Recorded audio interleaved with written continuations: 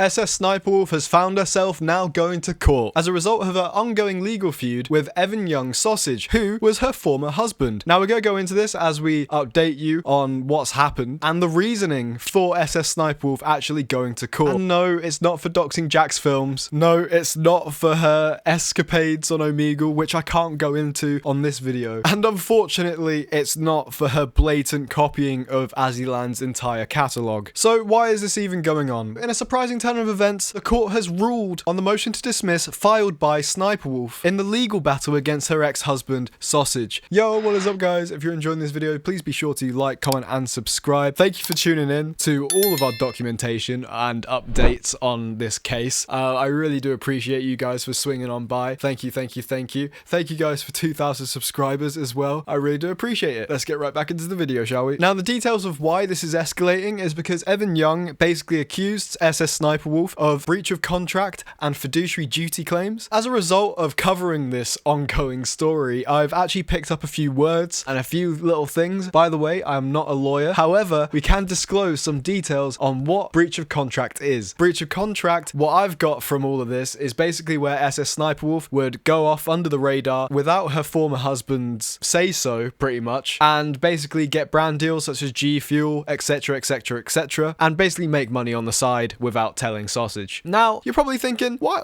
is that even a problem? You know, that sounds pretty fine. Like, why is Sausage even involved in that? You know, go get your money, girl. Well, in an ideal world, yeah, it probably would be okay. However, the Sssniperwolf channel is not all that it seems. Now, once upon a time, in a galaxy far, far away, Channel Red, a conglomerate, was formed by Sssniperwolf and Evan Young Sausage. The idea behind this was to cultivate a channel by which they could both make money off of. Now, it appears that Sssniperwolf, you know, she had the face, she had the voice, she had the presentation ability, but it seems that where Evan Young stepped in is the technological back end of it all. So within these documents, we can actually see Evan Young is credited with doing a lot of things behind the scenes, such as providing gameplays, providing scripts, editing, writing descriptions, graphics design, tags, and even uploading the videos themselves and thumbnails, basically doing everything except being the face. Now, whether you think it's fair that Evan Young should have a stake in this at all, well, you know, that's no man's business, because they signed a contract,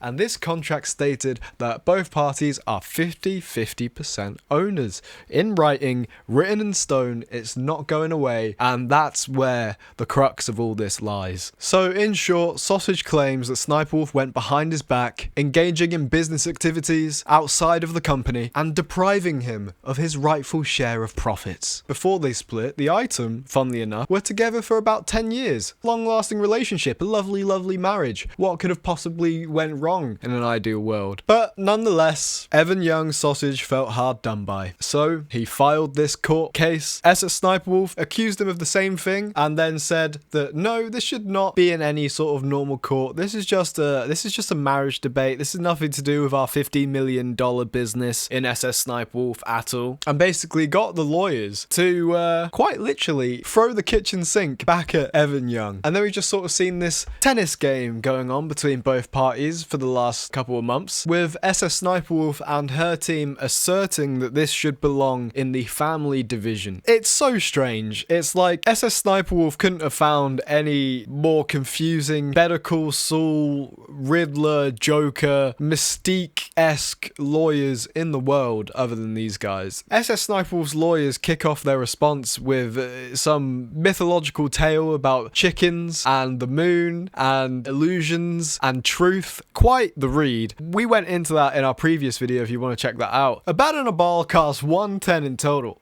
The bat costs $1 more than the ball. How much does the ball cost? That's her lawyers, not her. But I'd like to imagine that she's writing it. She might as well be writing it.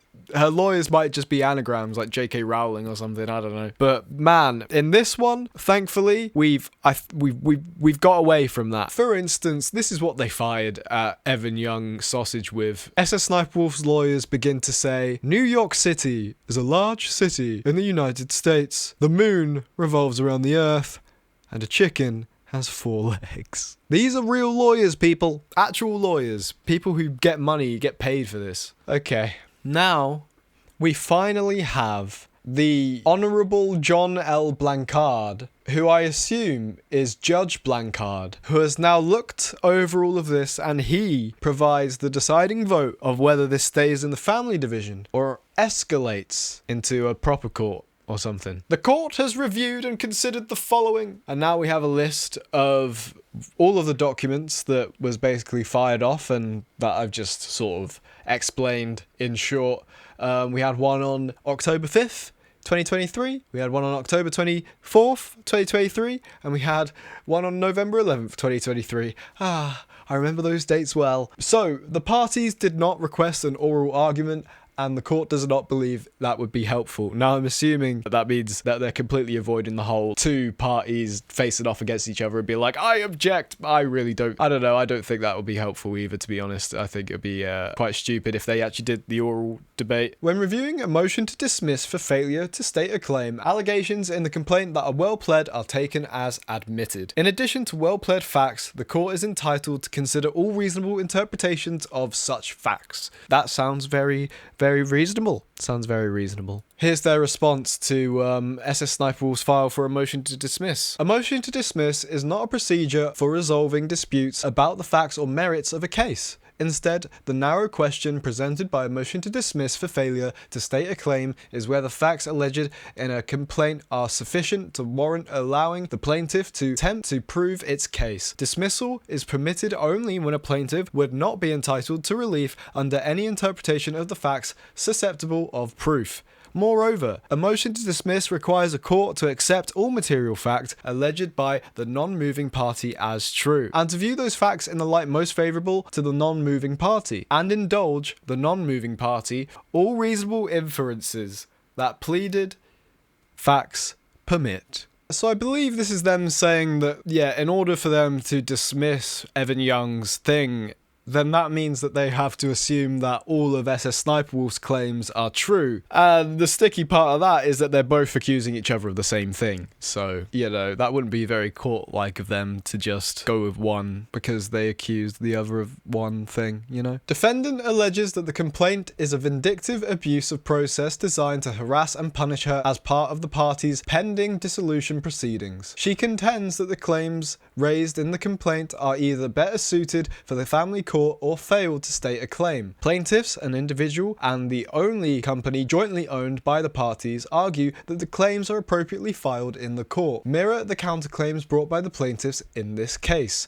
and are properly pled. The court finds that while complaint alleges claims that plainly overlap with the family court disputes, that they are distinct and relate to the contractual obligations and breaches. The direct derivative claims on behalf of Channel Red are sufficiently pled. At this stage, plaintiff's complaint has stated claims for the implied covenant, intentional interference with contract and business expectancies, conversion, and accounting to be subject to court-ordered accounting. A defendant must appear to have been entrusted with property of the plaintiff and in consequence to have become bound to reveal his dealings with it. So, yeah, basically the court say here, the complaint alleges claims that plainly overlap with the family court disputes, that they are distinct and relate to contractual obligations and breaches. They're literally saying there, like, no, this is to do with contracts and obligations and businessy stuff. This is not to do with family court disputes, even though, you know, you claim that it does, but we can't look at it as that because it says Channel Red. And they literally say themselves, they say, the complaint has stated claims for implied covenant, intentional interferences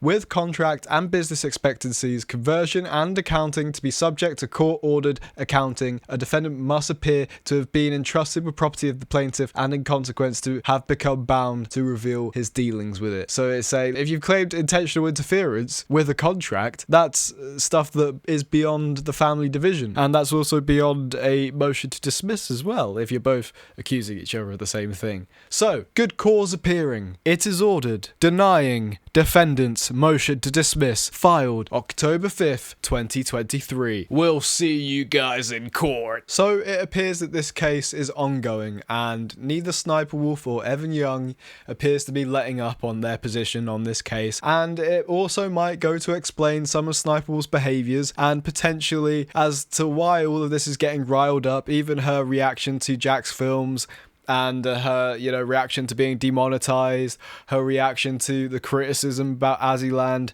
It seems like she really is on edge, and all this kind of stuff adding up to it, you know, it's crazy. This might even entail Sssniperwolf having to leave the Sssniperwolf brand behind, because I assume it is, you know, 50% owned by Evan Young Sausage. I have no idea what this case is going to end up in. Who knows who's going to be able to keep the name Sssniperwolf? Maybe she's going to have to move on, create a new business. I don't know, but perhaps they even need each other. Maybe they'll figure it out, and maybe they might be able to move forward with just businessy stuff. Who knows what's gonna happen, man? But yeah, I really do appreciate everyone who's tuned in to these videos, and honestly, it does mean the world. Yeah, and to be covering this stuff, it's quite fun. I really do enjoy it, and I really want to be sure to provide the stuff for you guys. So yeah, comment below what you want to see. Comment below stuff that you think I should look into, because I'm always looking for video ideas and stuff. And I, you know, obviously I want to upload a bit more than Sssniperwolf. Comment down below, suggest some stuff that you want to see, and also, you know, make some friends and stuff. You know, I want to foster a good community here. We're not gonna just, you know, create a tirade